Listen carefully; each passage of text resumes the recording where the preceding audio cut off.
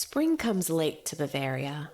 The snow hasn't melted yet, and the wind still bites. At a quiet farm just beyond a forest trail called Hinterkaifeck, the animals have started to raise alarm. The cows are restless. The dog sounds different. The family who lives there hasn't been seen in days. They miss church. The children haven't been seen at school. Letters go unanswered. And the house is silent. When neighbors finally arrive to check on them, what they find inside will shock the world and leave behind one of the most haunting mysteries in German history. A brutal crime, a missing trail of footprints, and one man who always seemed to know just a little too much. Tonight, the House of Syx presents Secrets, Suspicion, and Schlittenbauer.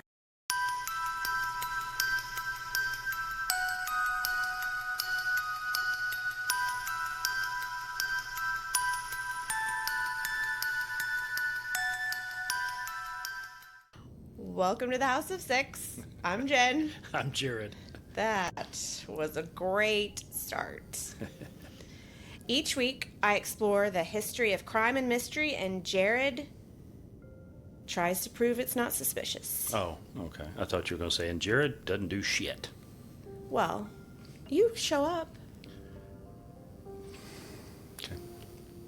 Keep going. You listen. So here's the deal. This is why I do this podcast, because I love history. I love learning. I love documentaries, even if it's not about true crime. I love mysteries and history and ancient Egypt and Dr. Zahi Hawass. Oh, because this is my boyfriend. And I love talking about this stuff, but I want to talk about all the intricate details. And most people are like, look, can you just give me the Cliff's Notes? Because, like, really, who cares? We're not studying for an essay here, though. You know? That's true, but I love this stuff, right. And I like talking about this stuff, and I want other people to talk to me about it. So my goal was to hold you hostage in a room with recording devices so that I can prove that you're interested in what I have to, okay, all right. I think about. I kind of giggled because you said, I want to talk to other people about this so they will, give feedback. And I want to talk to other people besides you because you don't give any feedback. No, I actually don't want to talk to any other people because there are people. That's a different. That includes That's people. a different syndrome. Yeah, I don't like people. Ailment. Sorry. Whatever it may be. I don't like people. Yeah, you do. I like some people. Yeah, you do. I just don't like people. I like individuals that I know and love. You have a problem with mankind. It's a scary, scary world out there. Hence, segue into our topic today. And I said last week that I might do something witchy, but I'm going to hold witchy off for just a little bit because I found something that is more interesting than witchy. And... Found something bitchy? No. Okay. Unless we're talking about me. And tonight's story starts with footprints in the snow, but footprints that only lead in. They never left. Dun, dun, dun. Yeah. Yes, no one ever saw the killer leave. They didn't see the killer come in. They might have heard, but we don't know what happened. We're headed to a farmhouse in Germany in 1922 where 6 people were unfortunately brutally murdered. And the most likely suspect we have just kept showing up later, acting like he belonged there. Maybe he did, maybe he didn't.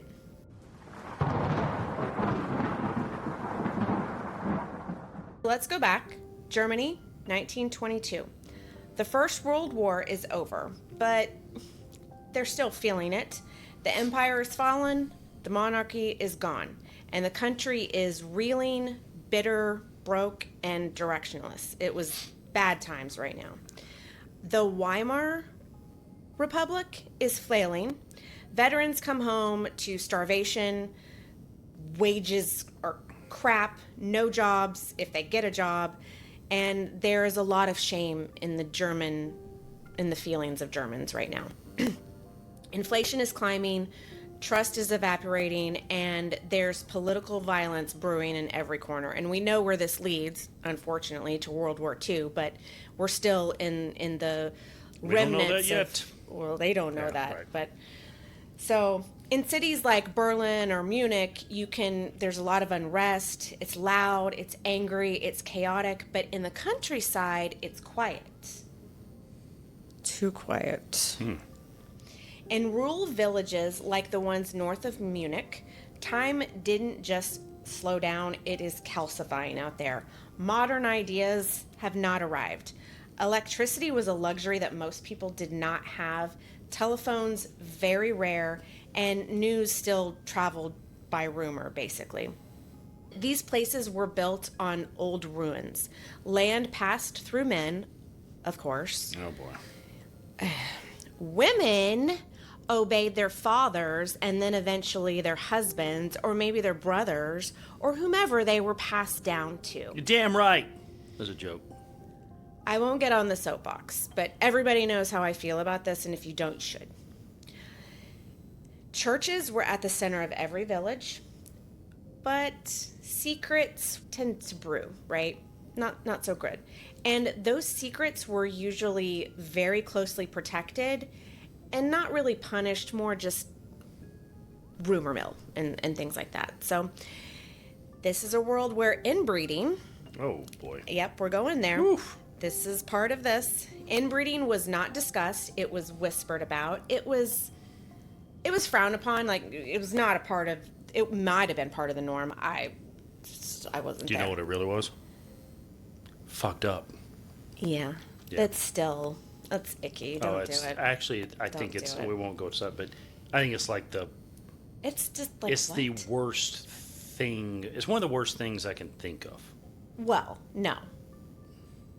I mean, it's bad, but the worst things you No, can I do... said one of the worst things. Oh, It is yeah, one of the yeah, worst things. yeah. It is Yeah. one of the worst things. Yeah, it's pretty... It's nasty. No, don't do it. Don't do Yeah. it. But anyway. This is also a world where sexual abuse within a household was a family matter. It was usually not a legal matter, although it could be and it should be. And the legal system, when it did get involved, it looked for ways to keep the family intact rather than safe. They didn't give a crap about that. So, unfortunately, most of the time people stayed in those situations because they didn't have a choice, because the victims are women and women had no rights. Yeah. They didn't have a choice. They were women. That's how it goes. And if you are a woman in rural Bavaria, your options were very narrow. You have to stay silent, marry who you're told, raise your children under the roof you're given, and frickin' be happy about it and hope that the worst stays behind closed doors. So if your father abused you, you stayed. Your husband beat you, you stayed. I mean, where else were you going to go? There's nothing. You had no... Yeah, I mean... You had no choices. You just dealt with it because divorce was almost impossible. Right. It was a thing, but the church, which handled matters of divorce, rarely intervened unless you were an embarrassment to the church. And if you left, you were the scandal, not the man who drove you out of the church. So even when women were victims, they weren't seen as innocent, they were inconvenient. I know I'm soapboxing all over the place, but I'm I get a coping. little angry. Yeah. So when abuse happened within the family, incest, coercion, sexual violence, it was treated less like a crime and more like an embarrassment. And in these villages, you didn't bring shame to the community by being an abuser. You brought shame by making it public. Yeah, right. Yeah. Understood. So because of that, people stayed quiet. Neighbors turned a blind eye. They didn't do anything to help. And entire communities just learned to live with it. Gross. Add that to the raw disparity of post-war poverty, where every farm was barely even getting by. There was barely enough food. Every mouth was one too many, and you get a world where morality bends around necessity. So in March of 1922, something terrible happened. But whatever fears they carried into that last day, nothing could prepare them for what came next. And I will just side note here, every time I say Bavaria. Bavaria. Bavaria. Why? Beer Fest. Thank you. So if I say it during the script, we're just going to roll because I can't hold help on it. my tongue the first time you said it because it was a serious subject. It was a serious subject. I was talking about incest, and I couldn't go Bavaria. No, it was rude. So very rude. So from now on, Bavaria. Yeah. That's not even right. If you don't know Beer Fest, learn it. You should. Yeah. Get in. Yeah. I didn't know it until I met you. You introduced me to it. So yes. That's our keepsake. That's true. I was introduced to it by friends that are no longer friends. I lost them in the divorce. Oh shit. That's another story, people. Yeah, fuck. Not this divorce. We're still married. Oh, yay. Okay.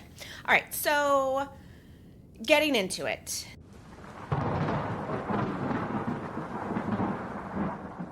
The Gruber household was made up of 3 generations, all living together in a secluded farmhouse. It was a farmhouse. It was a farmhouse, though, surrounded by fields, forests, and silence. At the head of the family was Andreas Gruber, 63 years old, a man best described as loathed but tolerated. I was going to say a piece of shit. Yes. He had a reputation in the village for being harsh, aggressive, and unpleasant. He was fiercely controlling of his land, his money, and most notably his daughter. Yeah, thank you. Gross.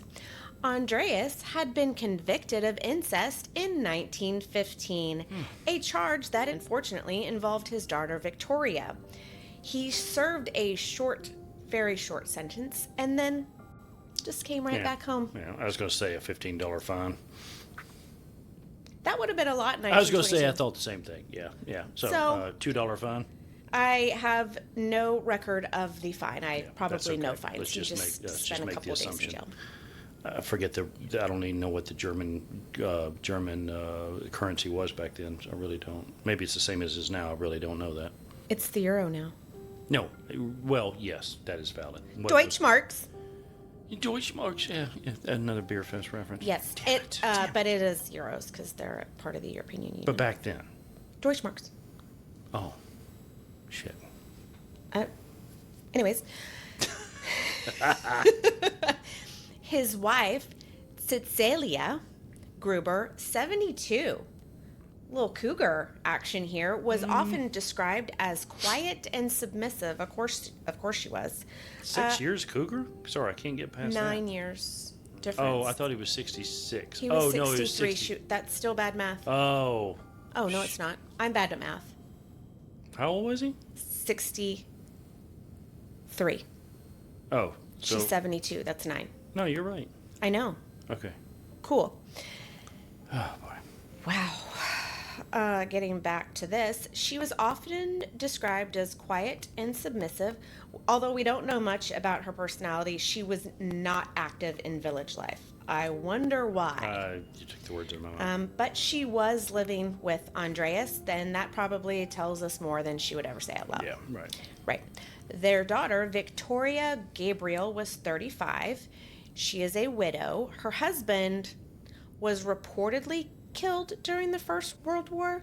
She had returned to the farm with her daughter, Cecilia, and eventually gave birth to a second child, Joseph, whose father remains a point of speculation. Mm-hmm. Yeah. No, it's wartime. No, it's incest time. Oh, fuck. Oh, shit. Yeah. Victoria was one of the few members of the household who participated in public life. She was very active in her church. In fact, she sang in the church choir. She was known for having a beautiful singing voice. She attended local events, and she was also, unfortunately, the subject of relentless village gossip. Rumors about her relationship with her father and their neighbor, Lorenz Schlittenbauer. I'm going to do that every time I say his name. You should. And about who really fathered her children, all of those rumors followed her everywhere. Her daughter, Cecilia, and that's the best I can do with that name because it's got little accents over the A, and I don't know what that means. She was 7. She attended school in the village and was remembered as a bright and sweet girl. At home, probably living under intense circumstances, witnessing a family dynamic that was probably not safe, and she probably didn't understand. I'm not even talking about that, yeah. I know. And then, of course, we have Joseph. He was 2 years old. Whether he was the son of Andreas, Lorenz, or someone else entirely, he was an innocent child caught in the middle of whatever the hell was going on in this house, because it sounds like a nightmare. And then we have the sixth person at the farm, and she's an outsider, Maria Baumgartner. She was 44 years old. She arrived on March 31st. This is important, and brought in to take over as the new maid.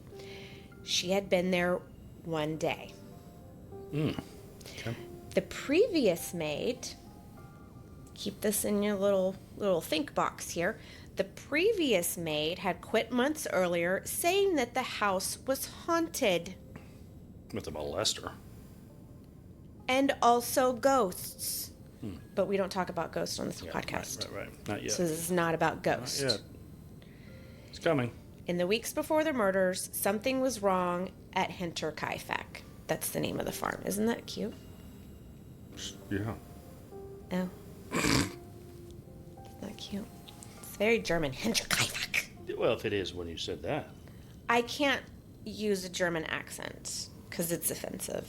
All of my accents are offensive. I think if you destroy an accent, it actually is offensive. Yeah, You which know, is all you of can, my accents. You can make jokes, and but if we're on camera, I think it is offensive. I can make jokes and like trying to be I'm not trying to be like offensive. I'm trying to be funny. You said KGB last week in a very, I don't know if it was a Russian accent. I think it was just No, an it accent. was. It was horrible. It's horrible. So you're saying it was offensive? No, it was just horrible. But I'm trying. Anyway, yeah. Shit, maybe it was.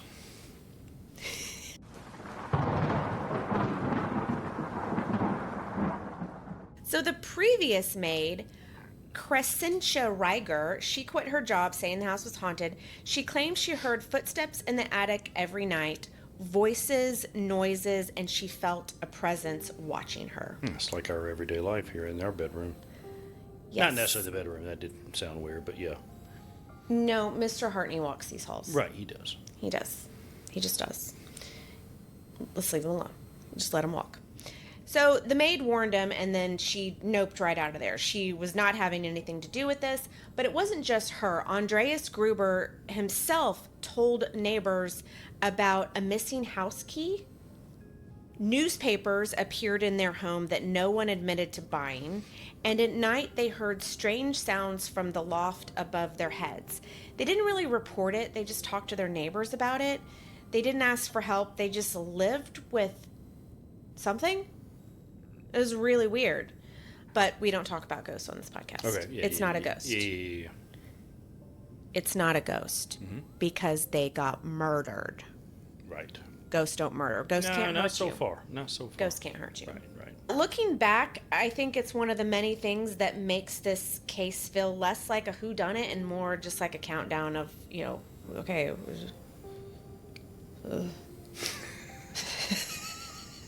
The Gruber farm held 6 people, but by the time they were found, all 6 were dead, but nobody noticed at first because there were suspicious things happening at Hinterkaifeck. As it does in a murder. Okay. Before the police stepped onto the farm, and we'll get to them, you know how I feel about shoddy work of any kind. Yeah. But we're in Bavaria. Yeah, I was going to say. All right, in the 20s. We're in Bavaria in the 20s. Yeah, long time away, far away. Exactly. So before the police ever stepped foot, a neighbor noticed something odd in the snow. There was a clear trail of footprints leading from a nearby forest to the Gruber's barn, but there were none leading away. Now, first of all, I would like to understand this snow forensic investigation of the neighbor because I'd like to ask, what did these footprints look like, and how could you tell they were leading in and not leading out? Was it like wet snow where there's like a very clear footprint, or is this like powder? Because you don't know. It just looks like holes. That's a good point. No, that's a good point. So, what kind of snow was this? And you also, as they say, when you're like trying to hide or something in snow, you can trace back your footsteps. Totally. And to your point, you could walk backwards. It complicates it, but if it's powder, it wouldn't matter. You wouldn't be able to tell. No, you wouldn't be able to tell. Also, where are the pictures? Where are the casts? There are none. There are none. This is a spoiler. Yeah. Right. The discovery, the snow trail in but not out discovery, would later be confirmed by other neighbors, even Lorenz Schlittenbauer. Ooh. That's his last name. Yeah. And by the time the police had arrived, the trail had already begun to disappear because, I don't know if you know this, but snow, it fucking melts. So it's... Or it snows more, whichever. Yes, that's how snow works. Right. We know this. It was Tuesday, April 4th, when a search party finally made their way to the Gruber farm, keeping in mind that nobody had been seen or heard from since Friday, March 31st, when the new maid got there. The mailman was irritated. He noticed that their letters were piling up and nobody was coming to meet him to get the mail. I guess that's how mail worked. A mechanic sent to check equipment had knocked, and he heard a barn door creak open and close, but he never actually saw anything, and he heard a dog bark. So he left, assuming someone was inside. But if you're there to fix something and you need to talk to him first, and you assume somebody's inside, so you leave, that's weird. Nobody saw anyone. No one came out. No one went in. The children did not show up at school. Church pews were empty. The family was not there. And the villagers started to get a little bit concerned. Thanks.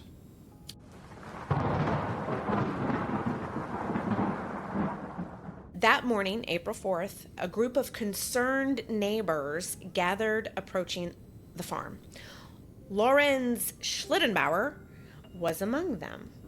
The front door was locked and nobody responded to knocking or anything like that. So Lorenz just hops over the gate, that was my elbow, and moved towards the barn and unlocked it. How did he unlock it?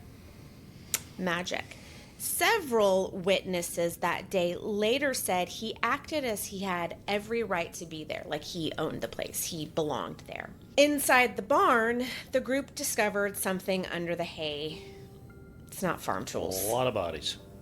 A lot of bodies? A lot of bodies. Yeah. They pulled back the straw and found the bodies of Andreas, Victoria, Cecilia Sr., and young Cecilia, I'm so sorry, stacked atop one another, and they were all bludgeoned in the head, and all appeared to have been dragged to this space after all of these horrible things happened to them.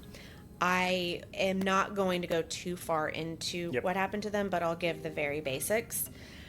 All the neighbors are gathering in shock, looking at this, and Lorenz, this guy, started moving the bodies.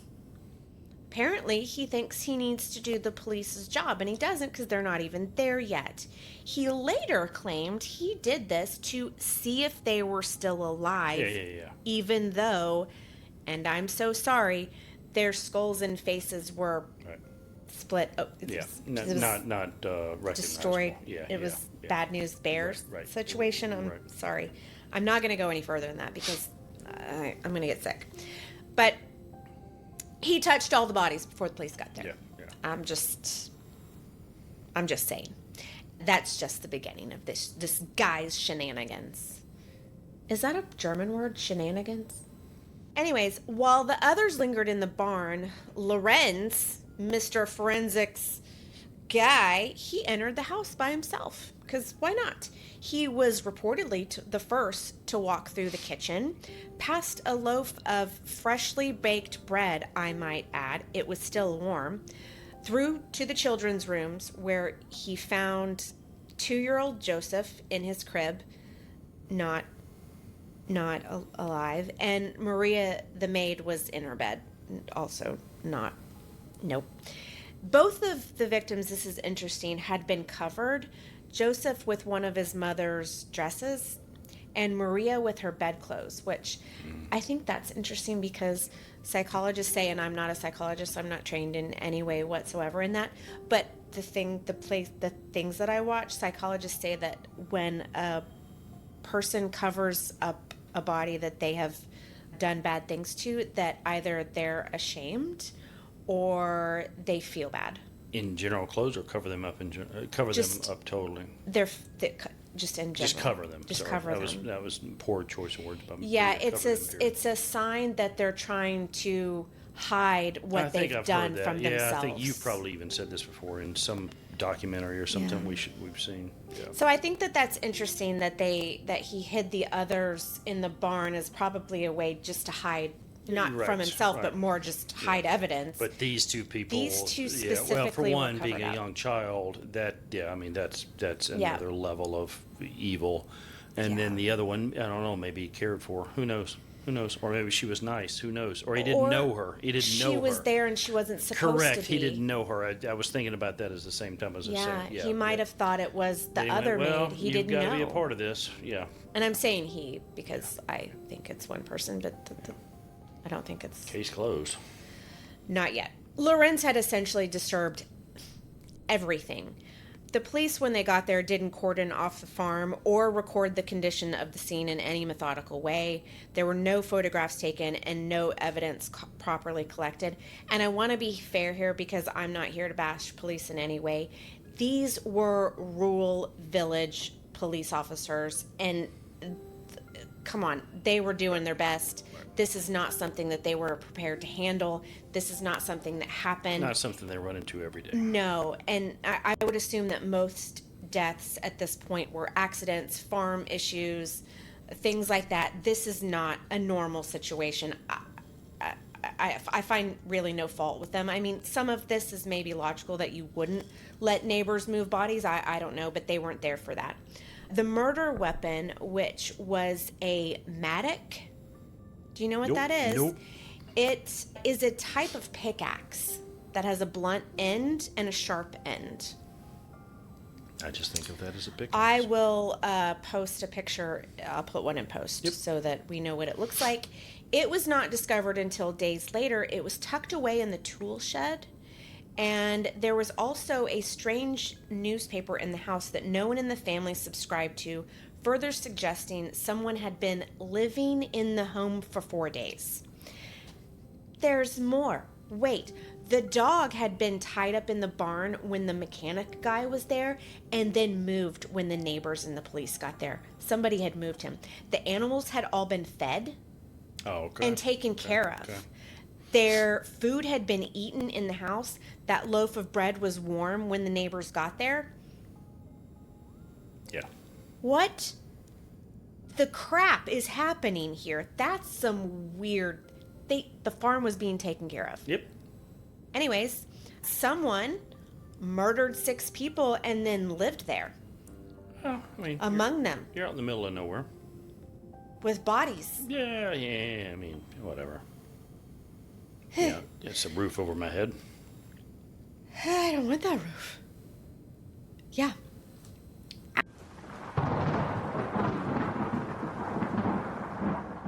After stumbling through the crime scene, failing to protect the evidence, and allowing Lorenz Schlittenbauer to touch literally everything, including the bodies, then that's when they started to try to reconstruct what had happened. So by 1922, here's my fun part. This is where I have the most fun, everybody. Strap in.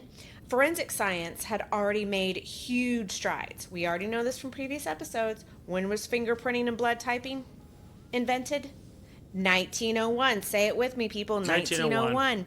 Yep. It was starting to be used in courts in 1911.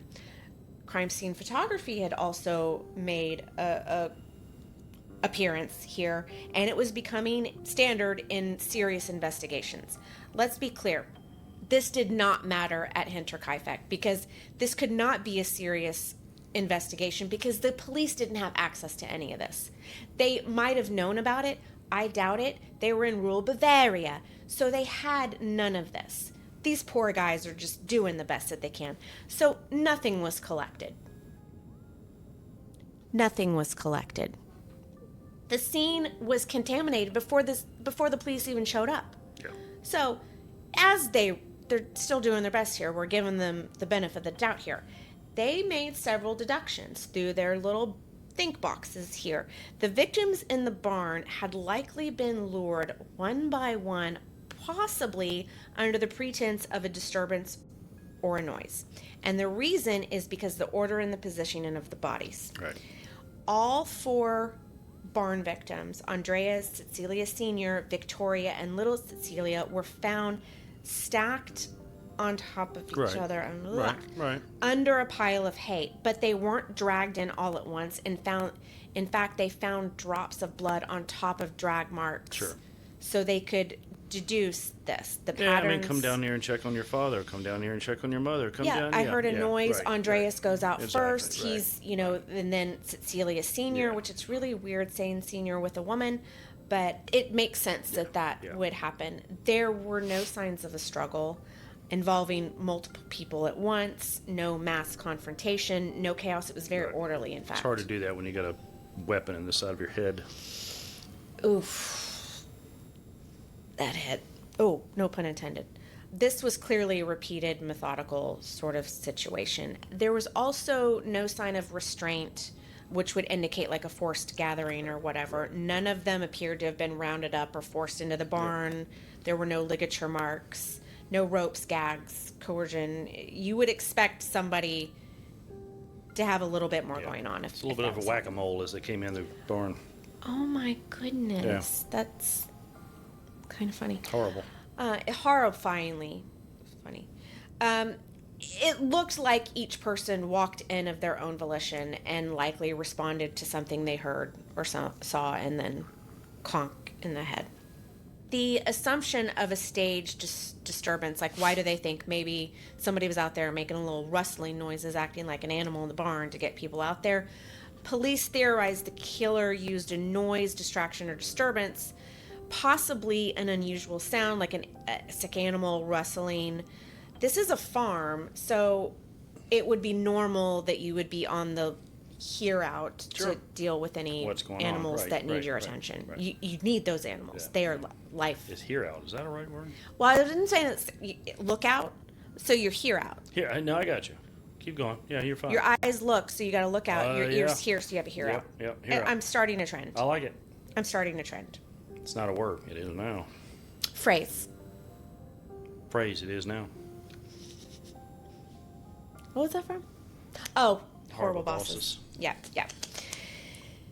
Inside the house, and these two is where I really get, like, I got all up in arms researching this case, reading about these two that were harmed in the house, Joseph and Maria. The police believe that they were killed after the others. Yeah, agreed. That makes the most sense. I mean, Joseph is not a threat. He's a baby. He's in his crib. Right. And that's where all of those horrible things happened to him. Maria, having just arrived that day, may have already been in bed. Whomever did this may not even known she was there. Agreed. It was an accident. Long travel day. She's come in. She's ready to go to bed. Yeah, understood. Yeah, her suitcase was still packed. Yeah. Son of a... There was no movement or struggle, lack of movement. Like they were probably asleep. So, unfortunately. Same weapon used? Mm-hmm. Okay. Yep. Some of them had blunt object injuries, and the other were sharp object injuries. Well, you said there were two different things. And the mattock meets both of those. Correct. And there was stuff found on both ends of the mattock. Okay. Yeah. Understood. Yeah, I'm not gonna. Nope. That's all I need to know. More than that. Check. I can't do it. Dr. Johann Baptist Müller, you're welcome, was the court physician assigned to the case. He performed the autopsies right there on the farm. That's what I figured you were going to say. Because that's where medical situation should happen. Yep, right. In the barn, because nothing says dignity like cutting open your neighbors next to your pitchforks. Might as well be the cows out in the field. Horrifying. Yeah, it is bad. That's bad. Cause of death for all 6 victims was severe trauma to the head. On Andreas' face, no bueno. Victoria's skull, also not good. I am only bringing this up because this is actually relevant.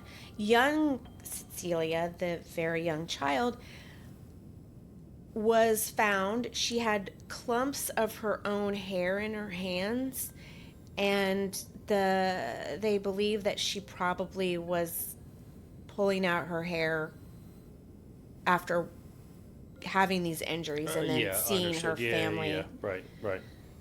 Yeah, I'm kind of cringy myself, and I don't usually get cringy during this, actually, at all. But, yeah, it's kind of cringy. I gotta admit. Moving on. I know, I'm a little teary, so I'm taking a breather. You get teary, I get cringy. This is just really sad when I think about that poor baby. Yeah, let's not do that. I know. The mattock was found in the tool shed, bloodstained, but it was hidden enough to avoid detection for a little bit. It was found a few days later, which also, how hard are they looking? It's like in the tool shed, guys. Just a bunch of tools out here. That's where all the sharp shit is. Hey.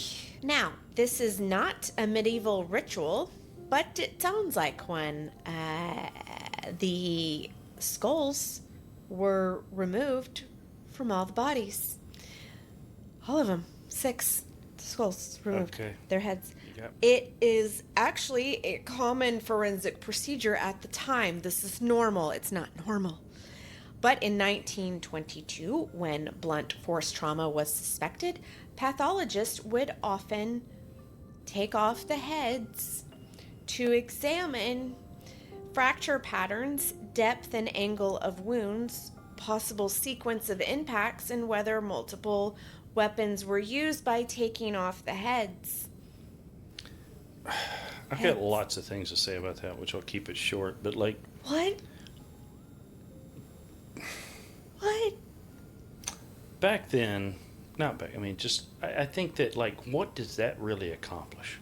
And also, this is going to sound horrible, and I don't mean it to sound the way it is. They didn't give a shit in terms of, because they could only solve so much. They know these people died by blunt force trauma. Yeah. Now, there's no respect for I'm backing up on that. Remains. And the fact that I'm actually saying, of course, forensics and things like that and how investigators handle their business, of course, has progressed in those 100 plus years. Duh. And I'm actually backing up because mankind back then could have been just as interested in understanding how they solve those. 100%. And that's what I'm like backing up, because I'm not trying to downplay that. Now, was it a correct method? No, that's completely, totally bonkers. Not good. Bonkers. You know what it reminds me of? Just a moment of levity. The movie Sleepy Hollow with Johnny Depp and Christina Ricci, when he does all of these crazy autopsies and it's like gross and he's doing these bizarre things with these bizarre tools, and that's what it made me think of. Yeah, I can't relate because I didn't see it. I know what movie you're talking about, but... It's a cute movie. It's dumb, but it's cute. You just said cute. It's Sleepy Hollow. I know. I mean, I watch cute movies with it, but they're usually around Christmas time because I'm supposed to. Anyways, the 6 skulls were sent to Munich for further study, because let's just keep being weird and ship those skulls off. It is unclear if it revealed anything new, because those records either didn't exist or they were never made public, and they were probably lost to time. They were lost in the FedEx mailing and whatever. The skulls were never returned to the family because that's not... the family's all gone, unfortunately, but I'm sure there were next of kin somewhere. And the official story is that the skulls were destroyed during World War II during an Allied bombing, but nobody knows for sure. That's horseshit. That's how the case ends. Oh. With 6 decapitated bodies in a cemetery, and the only evidence that could speak for them is gone forever. So, okay.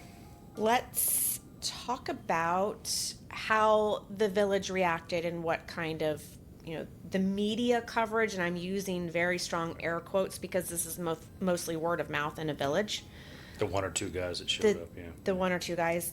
The Hinterkaifeck murders stunned Germany. This actually made national news outside of the village, to be fair, but not in the way that you would suspect. There was no tabloid frenzy, screaming headlines, whatever. Instead, this case was treated like a bizarre rural tragedy that was shameful and something that needed to be hidden. The German papers did run stories, but they were short and speculative, and it wildly inconsistent. And the police were saying almost nothing. They did not want this to get out. This was an embarrassment. Or maybe they were just confused, or, I mean, I don't know what they were doing. I don't know. So instead, rumor mill gets worked up here. People were whispering about the ghosts in the attic because they were more interested in that side of it. Or they said that the killer was a farmhand who fled the country. Some believe that Victoria had done this to herself because, of course, let's victim blame. She had dared to sing in the church choir, and she spoke to men. Yeah, right. Yeah. And in villages, public sympathy was super complicated. I mean, you have the war coming, the war that had just ended. All of this is complicated. And some people were mourning the family. Others were quietly whispering that Andreas got what he deserved. But none of this was taken seriously by the police, obviously, thank goodness. As I'm sure we already know here, I haven't made it any secret, nobody was ever arrested for the murders at Hinterkaifeck. There were no official suspects, no charges, all of these questions in a crime that's just absolutely maddening. And then we have this guy who kept showing up with answers that nobody's asking for. Right. Back to old Lorenz Schlittenbauer. I love it when you say it. I know. He was never formally accused, but the way he moved to the farm, the stories he told, and the way he tried to control the narrative was starting to rub the village the wrong way. He claimed to be helping, but it didn't take long for people to start asking questions. So we're going to dig into all the theories, including Lorenz, and we'll do that next. Or is this theory time? Oh, okay, theory time.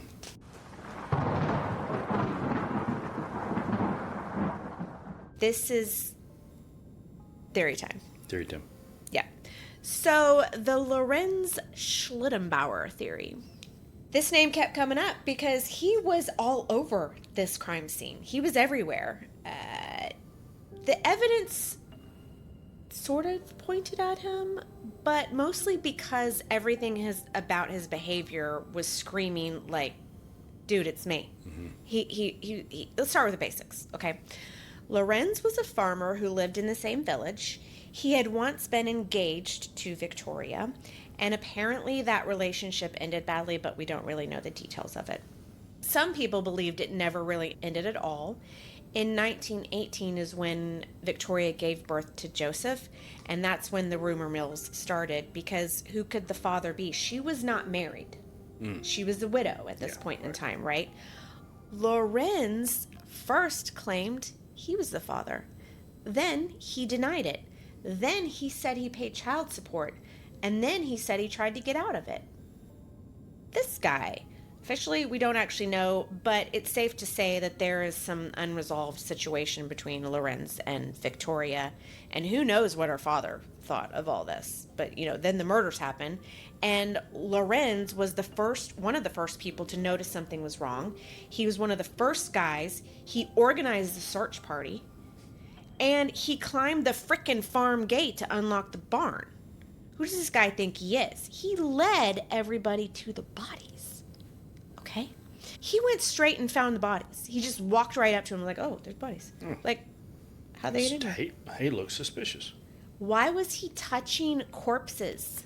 He also entered the house alone, ahead of the others. He walked through the kitchen, past the bread, into the bedrooms where he found Joseph and Maria. And nobody else had gone inside yet, but he's just walking around here like it's his house. He had no problem navigating the layout, but to be fair, if he was engaged to Victoria, he would know the layout, but also he's just walking around like he's... I think you'd be a little bit too fair. Keep going, though. That's fair. All right. So it does not... this explains his familiarity. If he was engaged to Victoria. That's fair. But it doesn't explain why he had a key to the property. That's not normal. My neighbors keep a key. Yeah. This is not normal for this time and place. There were no signs of forced entry. Somebody had a key to this house. I only keep Bob's key when he's away on vacation. So our neighbor is hilarious. He's so cute. I don't know how old he is, but I assume he's in his 70s or 80s. He's in his 80s. He's in his 80s. He's Wallace's age. And he's adorable. Every time they go to town, they let us know. They let the police know when they go to town, and they give us the key to their house. Yeah. He's so cute. Nothing's ever happened in 10 years we've been here. Nobody... We don't need a key, Bob. It's I walk around Bob's house, and he doesn't know it, but it's fun. Naked! You're right. Just kidding, Bob. Bob's never going to hear this. Nope. All right. So... Reportedly, later witnesses that were there, they said that Lorenz unlocked the front door with the key that supposedly Victoria kept on her person. Oh, okay. Now, how do you know that was the key that Victoria kept on her person? Did she draw hard on it? No, she didn't. They don't know that. Found it on like one of those fake rocks. No, they don't know what that key is. Now, how he had a key, that's a real question. But that was the key that she kept. No, get out of here. But none of this explains why Lorenz kept changing his story. So here's what he actually said, and here's how he changed it. Initial statements to police in April 1922. Lorenz claimed he entered the property because he was concerned, having not seen the family. He said he went to the barn and he found the bodies while checking for something wrong because something was seriously wrong. I'm adding emphasis. He admitted to moving the bodies, said he was trying to check if they were alive. But multiple witnesses said he walked directly to the stack of hay where the bodies were. I don't doubt that. Without hesitation. Right. He opened locked doors and moved through the house without confusion, raising the question, did he already know what happened there and where? He did. Now, I'm spoiling the theories. Now, later court statements, these are the mid-1930s. When interviewed again during the second round of investigation, Lorenz changes key parts of his story. He downplayed his relationship with Victoria. He previously said they were engaged, and then he said they broke up. And in later testimony, he minimized their connection and tried to avoid questions about Joseph's paternity altogether. We're just best buds. He changed his account of how he entered the farm. In early accounts, he said he climbed the gate because it was properly locked. Later, he claimed one of the doors was already open. I don't know. Or that he found a spare key. He found it. In the fake rock. Eyewitnesses doesn't match any of this. Nope. Bullshit. At first, he admitted to touching the bodies. Later, he claimed he only looked and that others must have disturbed the scene. And then in one statement, he claimed to have entered the house before police arrived, but in another, he said he waited until they got there. And multiple villagers contradicted both of those. But this is years later, right? Yes, he's a liar. Yeah. He's a liar later in years, apparently. Also, you don't remember shit. Also, this mofo sued neighbors for slander when they suggested he was involved. Now, if he is innocent, that's a fair lawsuit. Wow. But the most chilling part of this for me is that he stayed in the village. He got married. He had more children, if Joseph was his. He lived out his life surrounded by the same people who thought he butchered the neighbors. And lived on their farm for 3 days afterwards, by the way. That's jacked. But anyways, here's the thing. Doesn't change the fact there is no physical evidence tying to him. Although even if there was, we wouldn't know it because they're not gathering that evidence at this point in time. There's no motive. There's no witnesses who saw anything. We just got this weird guy with a key and maybe baby daddy situation. We don't actually know. Was he guilty? Was he not? Was he covering? Was he just some weirdo? Pervert. Maybe. Whatever the answer is, it is clear that Lorenz Schlittenbauer was not just a bystander. He's a character in this story. We just don't know what his involvement is.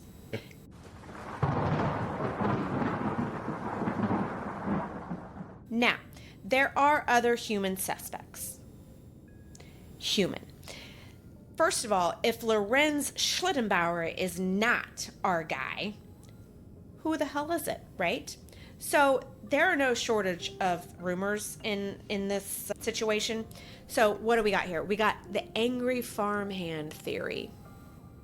One of the earliest suspects was a former Gruber farmhand who had been fired not long before the murders.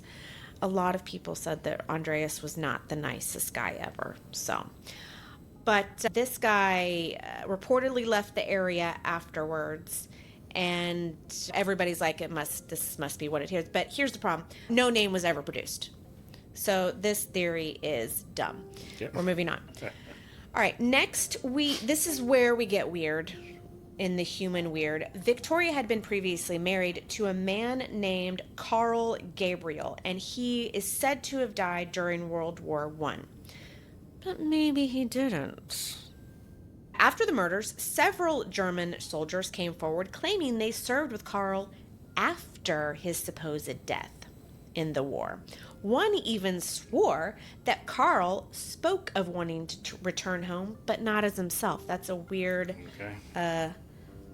tidbit to tell your soldier buddy while you're in the middle of a war in the trenches, I assume. I don't know how war works. Erase that. Yeah, records were definitely spotty in this time, post-war Europe, but changing your name and identity seems like a big hassle, but it was actually shockingly easy in the 1920s. Call me Frank. Frank? Just start doing it. I'm not going to call you Frank. So the theory goes, Carl survived the war, found out Victoria had a child, possibly not his, went all angry and snapped. I'd like to point out that there's no evidence of this. Mm-hmm. So this is also probably a dumb theory. Okay.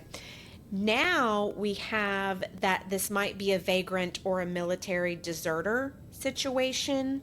There were homeless ex-soldiers, drifters, men that just fell through the cracks in this collapsing society.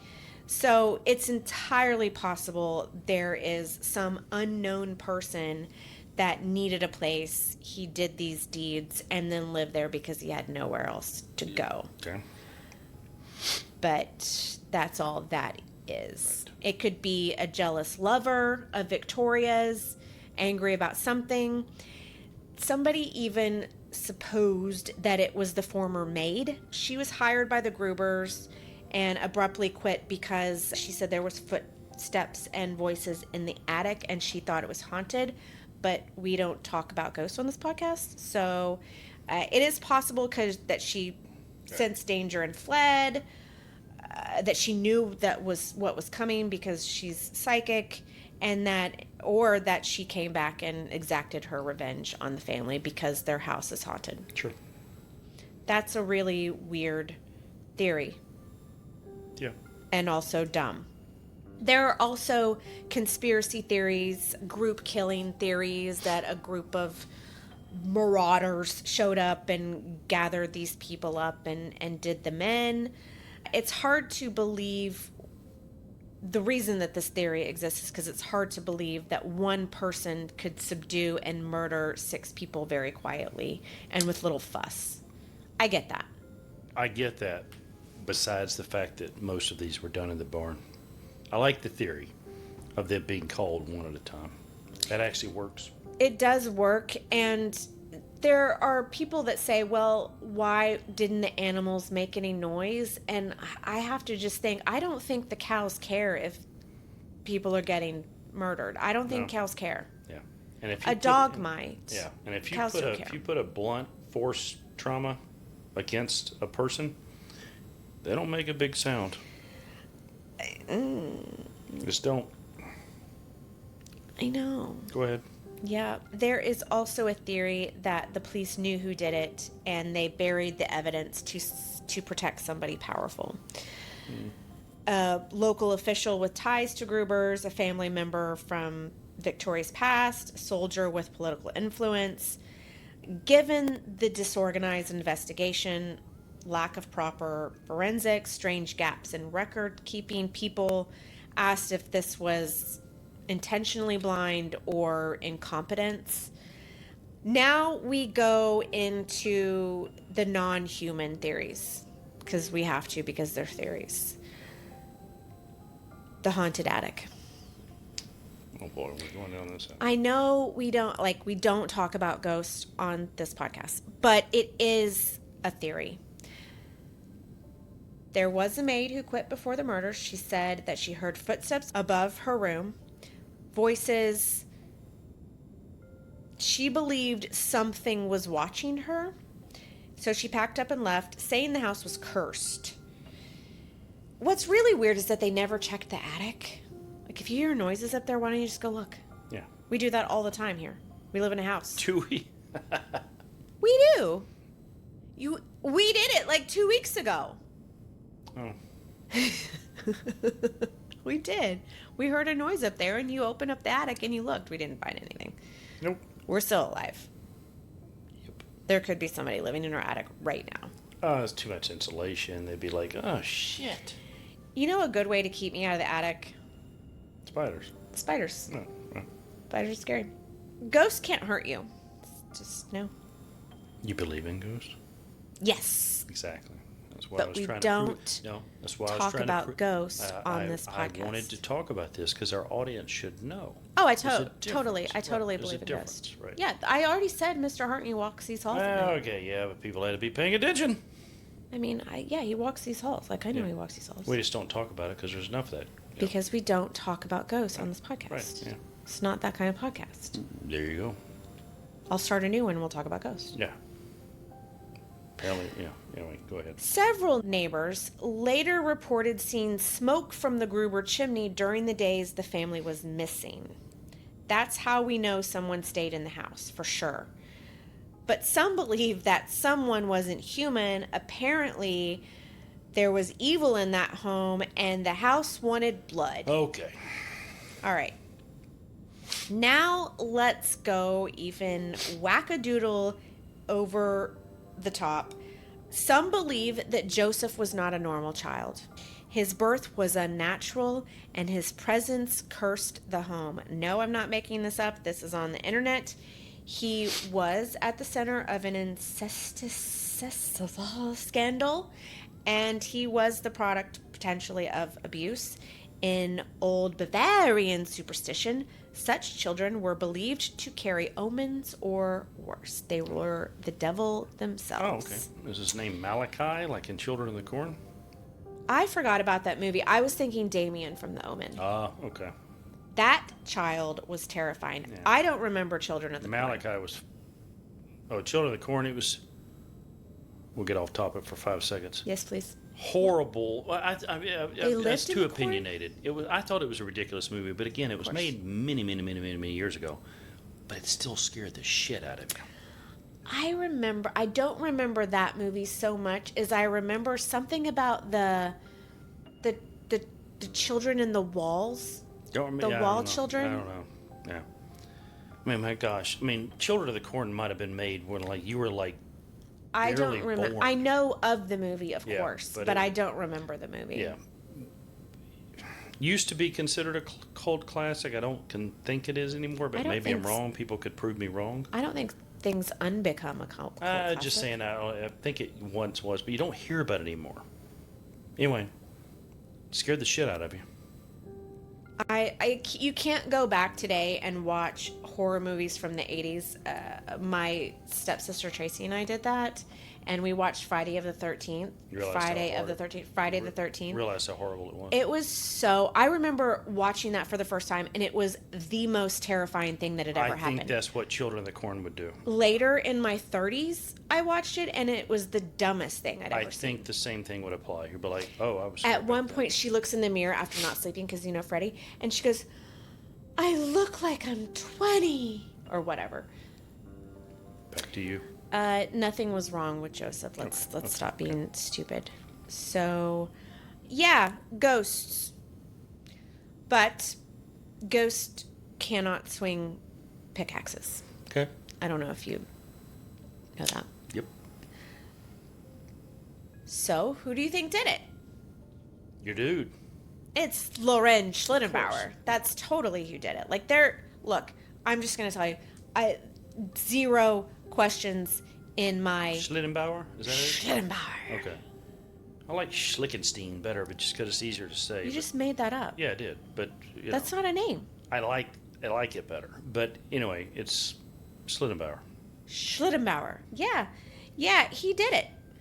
Yeah. He did it. Right. Doesn't matter.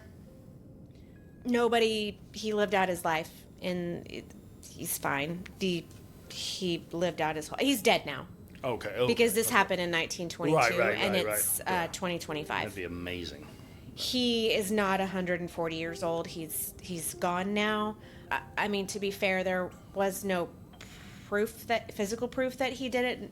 Just rumors and weird. Safe assumption. Weird. Maybe he was a weird guy. Right. But he did it. Okay. Yep.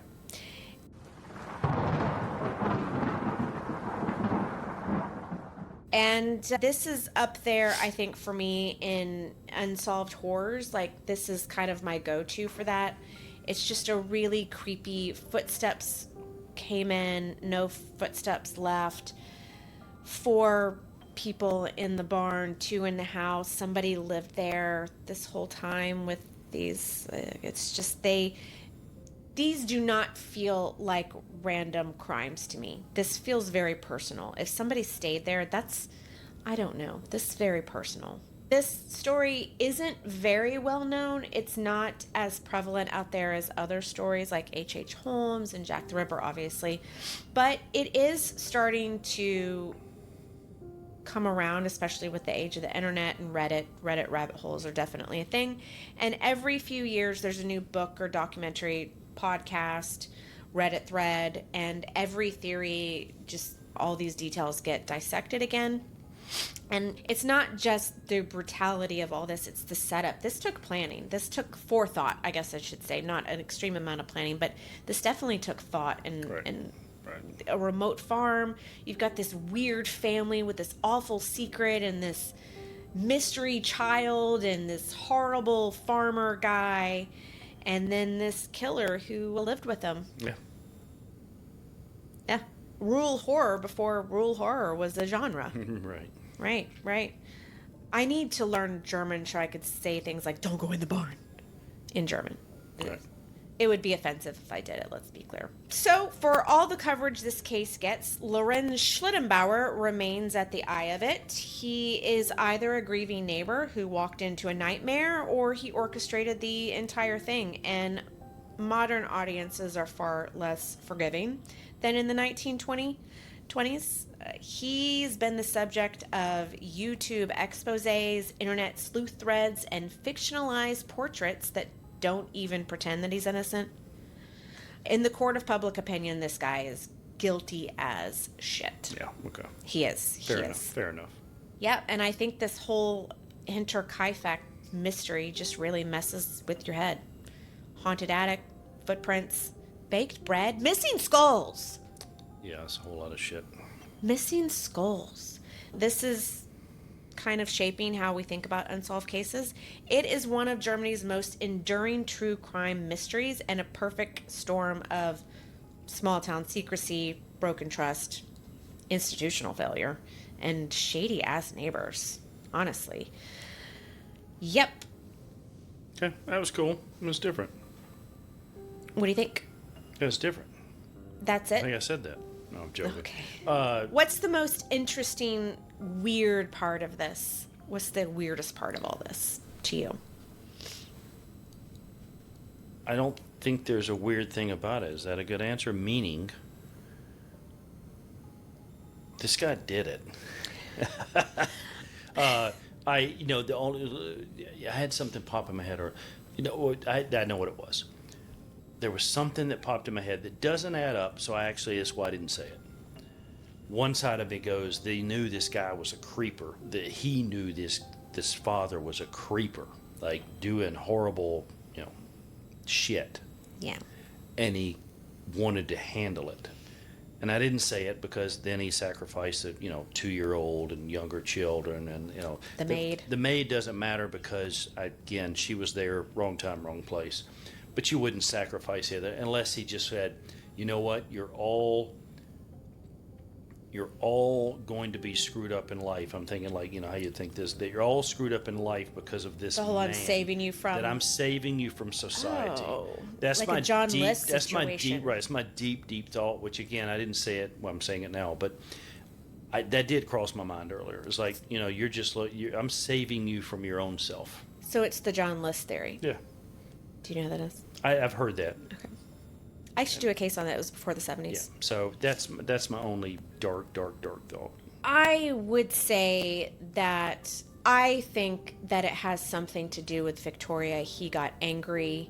Sure. Maybe they were engaged. She broke it off. That's more logical. And he got pissed, and already knowing there's some shady things going on in this family, and is like, you know what, let's just take care of them all. Let's get rid of it. Sure. This father did horrible things. This mother stood by, although what was she going to do? Victoria broke up with me. Right.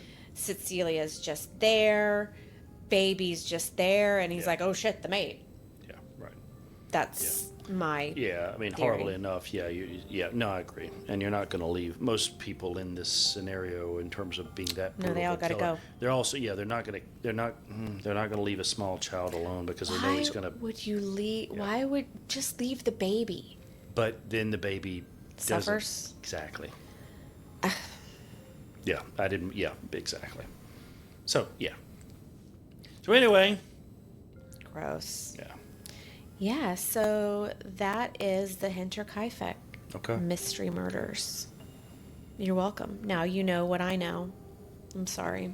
In any event, if you are interested in keeping up with the House of Syx, we drop episodes every Tuesday. I am going to say that the next couple weeks might be a little bit wonky. I may miss a week here or there because we are buying and selling a house. It's a really super stressful time. We're going to have to move. I'm going to have to pack up everything. But every Tuesdays are our days. I'm going to try to keep on top of it. And essentially, we are going to be diving into histories, mysteries, and true crime. There you go. Yep. So stick with us. Stick with us. Follow us. We really need your follows. We have 11 followers. Don't be jealous. It's going to keep growing. It's going really well. You can find us on YouTube and TikTok at House of Syx. And if you would like some really fun behind the scenes, funny polls, I'm hilarious. Pictures that I create on AI to post with the YouTube videos, you can go to patreon.com/House of Syx and you can join our key holder tier and find out some really fun stuff. Thank you for listening. We're trying to keep this going. We're going to keep it going. Join us. Like it or not. Like it. Not. There is no like not. It or like it. Like it or like it. Give us a 5-star review because we're hilarious. You know you want it. You need it. It helps people find us. Look, we're this good under this amount of stress that we're going through right now. Shit. Just wait. Just wait. Anyway, thanks for follow, please. Thanks. Yeah. Bye. Bye. In the house where secrets creep, whispers hides while we all sleep. Locks may turn, the night may sigh, stories wait until you pry. Footsteps crunch in moonlit snow, to the barn the secrets go. Whispers drift through walls so thin, the attic knows what hides within.